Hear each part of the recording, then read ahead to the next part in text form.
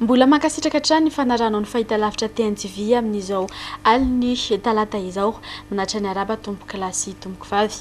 Etỳ ampiandohan'ny fampahalalam-baovao dia hoentina aminao sahady fa hoarahanao rin izao fampahalalam-baovao izao ny fandarana manokana iarahana amin'ny kandida ho filoham-pirenena Randriamampiona Joseph Martin na Idatafara ka manasanao anjoy ity fahitalavitra ity hatramin'ny sasakalina.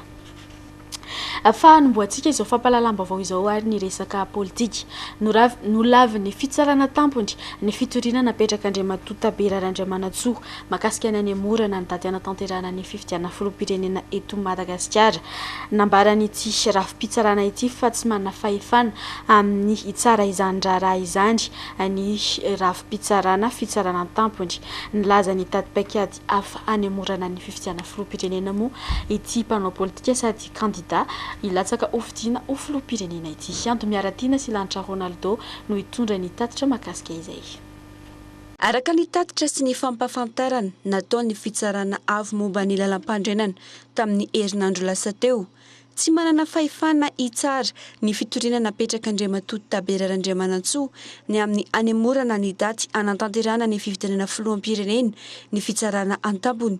Arak'izany namoaka ididy ity rafi-pitsarana ity androany fa nolavina ny fitoriana Andriamatoa Tabera Randriamanantsoa. Nilaza ny tady paikady hafa ahatongavana amin'ny tanjony dia ny anemitra ny daty anatanterahana ny fifidianana filoham-pirenena ity kandida hovidiana filoham-pirenena ity etsakilan'izay dia nilaza ihany koa izy fa vonina hiatrika ny fividianana raha tsy maintsy irisoana amin'ny daty ny fafito ny volana Novambra izany.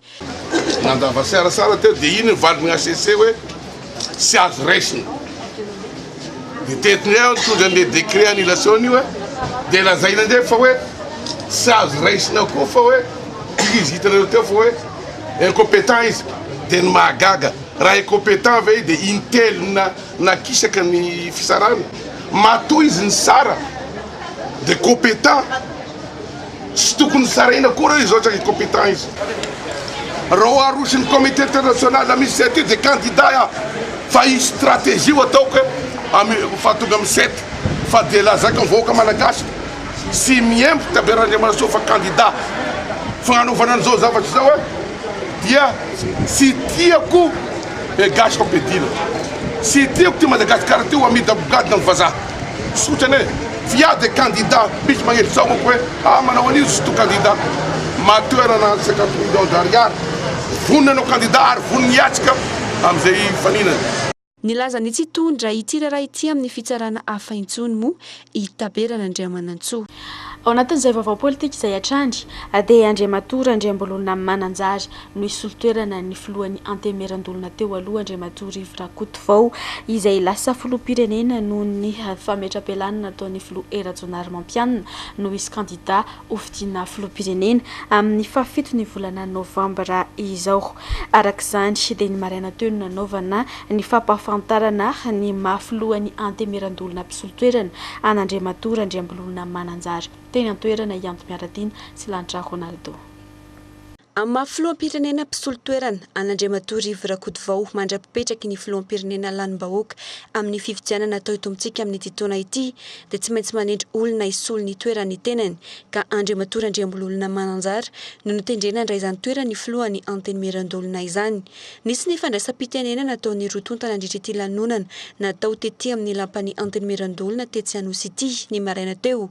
Etsy andaniny no tsindrin'ny filoham-pirenena mpisolo-toerana ny tokony hanozana ny fitantana ny rara-panjakana ny fanajana ny tanitandalana sy ny demokrasia eo ihany koa ny fikatsahana ny tombontsoana ambony ny firenena. Tetsy ankilan'izay kosa nanamafy ny fahavononany amin'ny fiatriana sy ny fitantanana andrara rehetra eo anivony ity androm-panjakana ity ny filohan'ny antemerandolona mpisolo-toerana ka ny fandaniana ny lalàna sy ny fikarakarana fifidianana filoham-pirenena eto amintsika no vaindohan-drarany amin'izany raha nambarany. Ny voalohanteny aloha ny fisaorana ny filoham-panjakana izay ametraka ny tena amin'izany hoe filoham-pisolo-toerana eto anivon'ny antemerandolona izany satria fatokisana lehibe zany ary tsy misy afa-tsy ny hoe mitandrazantsika no jerena fampandrosoana ny tandrazantsika satria itsika dia tanitandalana ary izay fanajana lalàna zay efa naseo ny filohan'ny repoblika Erajonary Mampianina izay nametra mpialana noho ny hoe mankandida azy efa nation zay fahendren'izay efa nation zay modely zay dia izay ihany no ataontsika tsisy zavatra hoe fanohitra no ataontsika na hoe fanohitra amin'ny lalàna fa dia zavatra ara-dalàna daholo no ataontsika satria mafifidianana ny fifidianana moa zany dia misy ireo ataontsika hoe karakara mivantana zany fifidianana zany misy ihany koa ny ataontsika hoe mandray andraikitra eo anivony zany fifidianana zany tahaka ny tony anteneran-dolona itony amin'ny mahandro-mpanjakana azy dia anisany voakasika amin'izany ataontsika hoe fa manana ny fifidianana eto amin'ny firenentsika izany satria ny fifidianana moa dia rahantsika malala fa andraikitry ny olom-pirenena rehetra io andraikitry ny mpitondra rehetra io andraikitry nyzay manana andraikitra rehetrarehetra isanambaratongana io ka tsy diso anjara amin'izany ny eto anivony anteneran-dolona. Lafim-baovao mahakasika ny fampianarana kosa nidirantsika manomboka eto. Nitarina hatramin'ny 17 ny volana septambra izao ny fotoana anatanterahana ireo mpiadina ny fanadinam-panjakana baccalauréat ny adina ara-panatanjahantena araka ny fanazavana nentiny teo anivon'ny office du bac tamin'ity androany ity noho ny fahamaroany ireo tsy nahatanteraka izany tamin'ny daty efa nampafantarina tany aloha. Etsakilan'izay dia namafy ireo tompon'andraikitra ireo fanaody éliminatoire izany hoe tsy afaka hiatrika ny adina antsoratra izany hoe tsy ho afaka fanadinana avy hatrany ireo mpianatra izay tsy mahatanteraka izany adina ara-panatanjahantena izany. Eo amin'ny sary ny fandrazan-drakoto no anarantsika ny fanadihadiana mahakasika izay. Na dia nisy aza ny fiantsona ireo mpiadina tsy tonga tamin'ny daty anatanterahana ny adina ara-panatanjahantena baccalauréat dia mbola maro ireo tsy nahatanteraka izany raha nambarany tompon'andraikitra eo anivon'ny office du bac androany.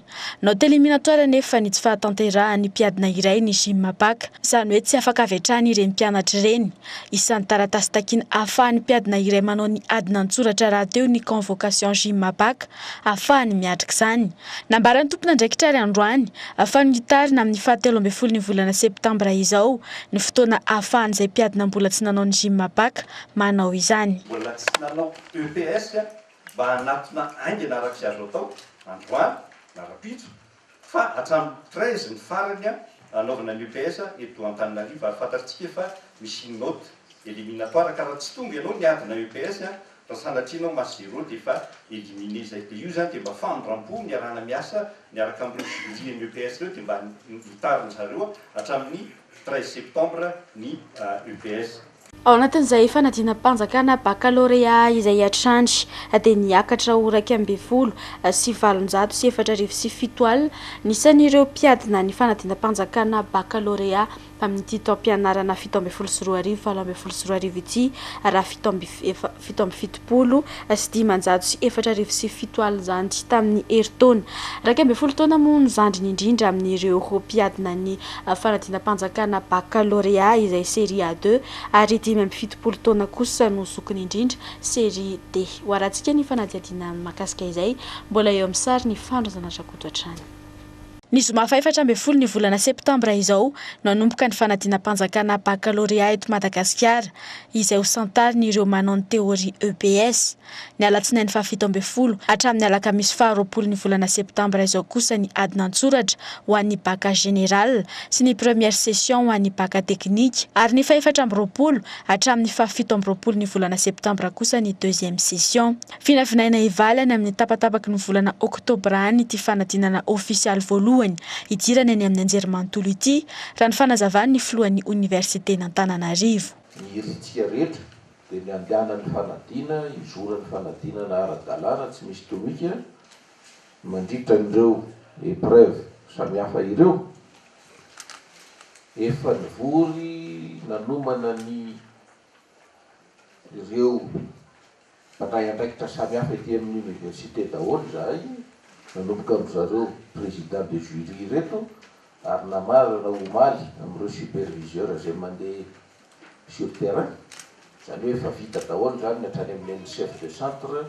sy ireo mpiandraikitra any amin'ny correction ka ny valim-panadinana dia vinavinaina ho tapitra ho vita soamatsara any amin'ny tapatapaky ny volana oktobra any zany hoe azo eritreretina zany ny fanaovana délibération ao aoriana kely ny 20 roapolo ny volana oktobra. Araka ny efa nantitra tery ireo tompon'andraikitra eo anivon'ny office du bac dia ireo mpiadina nanao ny gym bac na pratika na teoria ihany no afaka miatrika ny adina an-tsoratra. Fahatarana latsaky ny 12 minitra mialohan'ny atombohan'ny fanadinana ihany koa no leferina ary tsy azon'ireo mpiadina atao mampiasa ankoatry ny penina manga ao anatin'ny fanadinana baccalauréat araka ny fanazavan'ny tompon'andraikitra hatrany.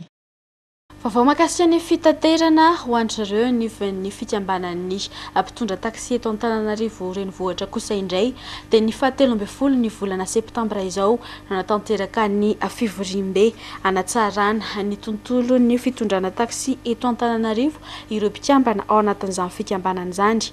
Isan'ny hodinina mandritra io fivorimbe io moa ny olana mianjady amin'ny mpitondra taxi toy ny fampiakarana eo anivon'ny commune Antananarivo renivohitra, ny saram-piantsonana, ny ady amin'ny taxi clandestin izay manimba ity asa fiveloman'izy ireo ity fa eo ihany koa ny fiakaran'ny vitsolika farandiadina. Isan'ny sehatra asany sedra olana maro ny mpitondra taxi nandritra ity taona ity teo ny fampiakaran'ny fiadidiana Antananarivo renivohitra ny saram-piantsonana, ny fanaovana visite teknika sy ny hetra samy hafa alaina amin'izy ireo. Mbola ady mitoy ihany koa ny fanafoanana ny taxi clandestin izay manimba ny asan'izy ireo. Santionany amin'ny olana ovahana mandritra ny fivorimbe ho tanterahan'izy ireo ny 17 ny volana septambra izany hoy ny filohan'ny fikambanana ny mpitondra taxi eto Antananarivo renivohitra. Marina fa roa taona izay no nitsanganan'ny fikambanana, maro ny ezaka efa natao raha tsy ilaza afa-tsy ireny hoe ady amin'ny omaveta ny ady amin'ny mba ho fampidinana ny droit de stationnement izay niakatra 3 avy eny, ny ady amin'ireo droit d'agrément izay noforonina saika ho alaina amin'ny taxi ville eto Antananarivo. Zany rehetra zany dia natao avokoa saingy ny zavatra tsapanay ao anatin'ny braony FTR zany tao anatin'izay roa taona izay dia hoe marina fa misy ny ezaka vita fa mbola betsaka ny ezaka izay tokony ho atao ary tokony ho tratrarina ahafahana mahatratra amin'izany hoe tanjona hoe fanatsarana marina amin'izany asa fitaterana izany. Mahakasika ny olany FTR sy ny tompony hotely iray etsy Ampasambadinika dia raha mpitso no hiakatra fitsarana ny raharaha. Ndeha avy hatrany isika ho any Ambatovy amin'ity vaovao manaraka ity mahakasika ny fitrandrahana nickel sy cobalt ataon'ny orinasa manao izany fitrandrahana izany ao Ambatovy dia tsy maintsy hajaina ny boky andraikitra mahakasika ny fitandronan'ny tontolo iainana amin'ny faritra voankazo io fitrandrahana io ao Moramanga araka fanazavan'ny serasera apetraka amin'ny toerana voatokana ny vahoaka ary averina avy hatrany zavaboary izay teo amin'ny faritra nanaovana ny fitrandrahana, faritra rakotrara no nialana ka faritra rakotrara ihany koa no tokony hialana raha ny fanazavana netiny tompon'andraikitra. Erandraina tenena no mitatitra ny mahakasika izay. Velaran'ny tany mirefy 900 hektara no fantatra fa misy ny nickel sy cobalt ao Moramanga izay hotrandrahany orinasa Ambatovy mandritra ny 7 taona. Azahoan'izy ireo vokatra isan'ny taona manodidina ny 9 taona nickel sy 5 taona cobalt. Saika faritra rakotrala avokoa no misy ny toeram-pitrandrahana, faritra izay ahitana ireo karazan-javaboary tsy fahita afa-tsy eto Madagasikara sy ireo karazan-javaboary ahina ho lany tamingana, ahitana karazam-bakoka maro samy hafa ihany koa. Adinany tamin'ny menaka alefa ny Tomasina sy Vanina ary tsy miverina intsony ny tany mena voady fa arinany amin'ny faritra voatokana any Tomasina ihany. Adina tahaka ny koveta ny faritra hitrandrahana ka mifindrafindra. Ao anatin'izany asa fitrandrahana izany dia nanamafy ny seraseran'ny orinasa Ambatovy fa manaja ny boky andraikitra mifeny tontolo iainana ny fitrandrahana ataon'ny orinasa. Apetraka amin'ny toerana voatokana ny vakoka rehetra hita nandritra ny fitrandrahana. Afindra toerana vonjomaika ireo zavaboary everina fa sarobidy. Isaky ny mahavita fitrandrahana amin'ny faritra iray dia averina avy hatrany ny zavaboary teo ambonin'ny faritra iny.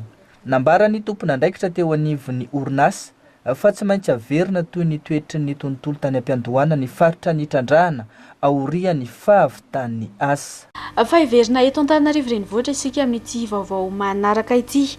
Fitaratra hamantarana ny firenena iray ny fahadiovana sikatra amin'izao fotoana izao fa vao maika amin'ny amaloto ny eto Antananarivo renivohitra.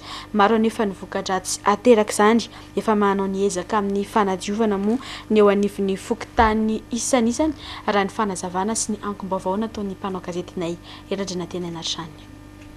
Voka-dratsy maro samihafa no ateraky ny loto miparitaka etseroa izay mameno ny renivohitra amin'izao fotoana izao. Raha tsy laza afa-tsy ny fahasimban'ny tontolo iainana sy ny endriky ny tanàna dia eo ihany koa ny aretina maro samihafa ateraky izany. Isan'ny lasibatra voalohany amin'izany ny fahasalaman'ny zaza. Voamarika manko fa mahatonga ny faharefon'ny taovam-pisefon'ny zaza eto amintsika ny rivotra maloto iainana isan'andro.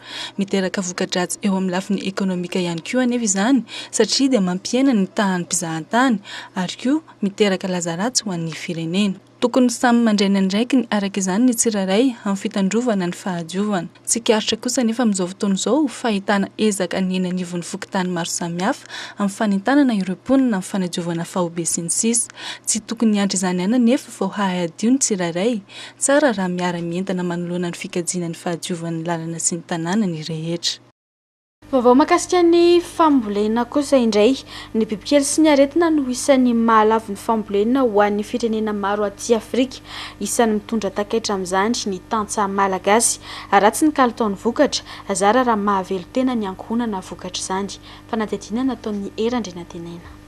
Ambola anjakan'ny aretina sy ny bibikely mpanimba ny volo ny sehatry ny fambolena ho an'ny firenena maro aty Afrika. Na dia betsaka aza ny mpamboly no efa miroso amin'ny fambolena manara-penitra dia tsy mbola voafehy ireo olana ireo. Ny ankabeazan'ny tantsaha ihany koa nefa dia mbola miaina amin'ny fambolena nentim-paharazana. Tsy mbola mivelatra araka izany ity siam-piariana ity. Amin'ny ankapobeny dia mbola ratsy ny kalitaon'ny vokatra. Sarotra ny lalam-barotra makany amin'ny tsena iraisampirenena. Saika mbola tsy zarizary avokoa ny fari-piaina ny tantsaha. Araka ny nambaran'ny teknisianina, azo atao ny mihoatra amin'ireo olana ireo. Misy ny teknika sy ny paikady ampiarin'ireo firenena mandroso ary tokony tsy ho ambaka amin'izany ny firenena afrikanina. Antony nametrahana ny Conseil Phytosanitaire International izay no karakarain'ny CIPV sy ny FAO. Hetsika iraisam-pirenena natao hifandinian'ny firenena afrikanina mahery ny 30 hikarohana vahaolana miaraka momba ireo olana ny fambolena sy ny fiompiana. I Madagasikara no mampiatrany fivoriana amin'ity taona ity izay tontosaina eny Ankorondrano mandritra ny 3 andro.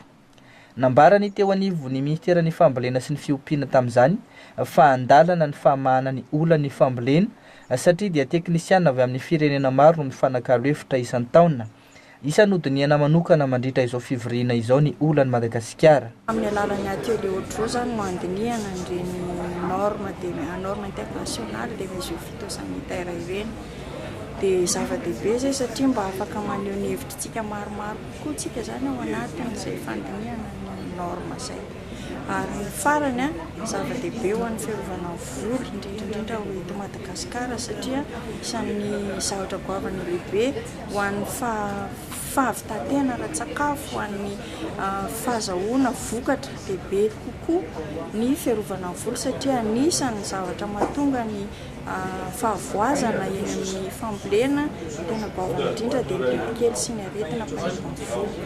Ka rehefa mametraka zava-dehibe an'izay ilay fiarovana ny volo izay ny fanjakana dia mandeha ho azy daholo fotsiny amin'izay avy eo ny asa ara-teknika rehetrarehetra zany ahafahana maneho hevitra ny tantsaha, ahafahana manohana ny tantsaha, ahafahana ihany koa mijery akaiky kokoa ny fomba hidiovantsika amin'ireny bibikely sy aretina mpanimba ny volo. Lafim-baovao mahakasika ny toetry ny andro kosa indray miverina indray ny hafanana amin'ity herinandro ity raha ho an'ny eto Antananarivo renivohitra sy ny faritra manodidina satria vinavinaina ho efa ao anatin'ny herinandro farany ao anatin'ny vaninandro ny ririnina isika amin'izao fotoana izao raha ny fampitam-baovao nataony teo anivon'ny sampanampamantatra ny mety ho toetry ny andro.